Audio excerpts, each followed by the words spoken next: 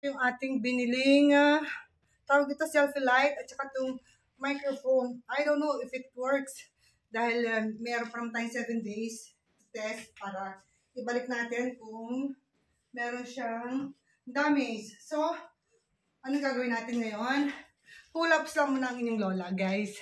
At ako'y magsha-shower pa dahil nakita niyo naman, si Fabio naka-ready na, nakababa na. Pagbalik nung gusto niya, naka-ready na rin ako. So, paano ba yan? Sabayan niyo ako mag-hula hoops. Oh, ganyan lang naman. Hindi talaga mapipirmi sa bahay yung aking Diyosawa bells. Alam niyo naman yon. On the other hand, okay na rin yung lumalabas-labas kami instead na mag-stay sa bahay.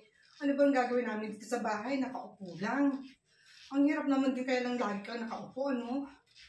Baka mamaya magkasakit ka lang, madali kang kapit ka ng sakit. So, ngayong umaga, everyday yan. Talagang lagi kami lumalabas.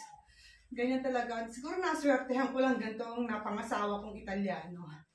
Meron naman talaga mga Italianong homebody. Yung ang gusto sa bahay lang, ayaw lumabas. Ito naman sa akin, lagi gusto nasa labas. So, hindi talaga pare-pareho. Swertihan lang.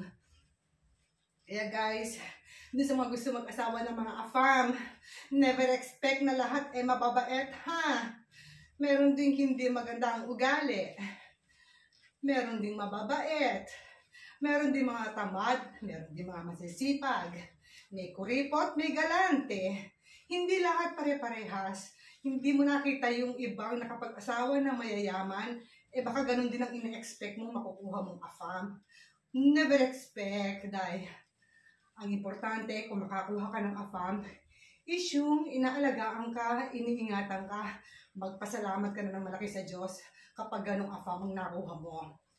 Dahil yung ibang afam na nakukuha ng ating mga kababayan, yes, hindi natin nakikita sa social media, pero yung iba siguro mga nagsasuffer, sinasaktan, hindi lang nila ma-voice out, or wala lang siguro silang matakbuhan. Kaya, dun sa mga gusto magka-afam, titignan nyo rin yung brighter side, ha? At saka yung darker side. Hindi lahat ng afam is gold. Okay? May mga afam din na fake. So, ingat-ingat lang din kayo mga guys. Guys, especially yung mga girls na gusto magka-afam. Pagdasal nyo na sana matagpuan nyo is gwapo, mabait, at mayaman. Swerte mo na yon, talaga naman. Ikaw na pinakamaswerte, ikaw na ang winner. Pero ako, talaga noong bago ako mahiwalay sa una kong asawang Italiano, ang pinagdasal ko is makahanap ako ng lalaking laging nasa tabi ko. Ito nga, dininig nga ako ni Lord. Wow! Lagi nga kami magkatabi nito. Yes! Yun ang talagang pinalangin ko. Pinalangin ko kay Lord. Na ang bibigyan niya sa akin na lalaki, sana yung hindi ako iiwan, yung laging nasa tabi ko. Yes guys, yun ang dinisal ko. Hindi ko pinagdasal na mayaman, hindi. Dahil kahit pa paano, meron naman ako kahit konti. Hindi ko kailangan na sobrang yaman. Baka mamaya mayaman nga, tratuhin ka naman ng parang hayop. So mas gusto ko yung hindi ako iiwanan, lagi lang nasa tabi ko. At nagsusupport sa akin ng physical, yung bang lagi siyang present. Yun lang gusto ko. Dahil yung una kong asawa, honestly, lagi siyang wala. Kapag may problema, hindi mo siya matakbuhan. Lagi siyang wala. Physically, wala talaga siya. Lagi siyang nasa ibang bansa. Pa-ibang bansa. Hindi ko siya nakakasama madalas. At ang hirap, lagi rin kaming paalis-alis. Ang hirap ng pag marami kang anak. And then marami din kami mga bagay na hindi pinagkasunduan. So, at the end of the story, i-short na natin, yon, nag-divorce kami. Happy naman kami parehas. Happy na siya, happy na rin ako. Ito nga binigay sa akin ni Lord. Sana nakakita na rin siya ng babaeng magpapasaya sa kanya. Yun lang naman din ang pray ko. Makakita na siya ng babaeng magpapasaya sa kanya. Dahil ako, honestly speaking, masaya na ako kay Fabio. Contented na ako. Kontentong-kontento. So guys, I hope na gusto niyo ang ating short story. Yun lang. At ako ay magpapahinga ng konti. Anong oras na ba?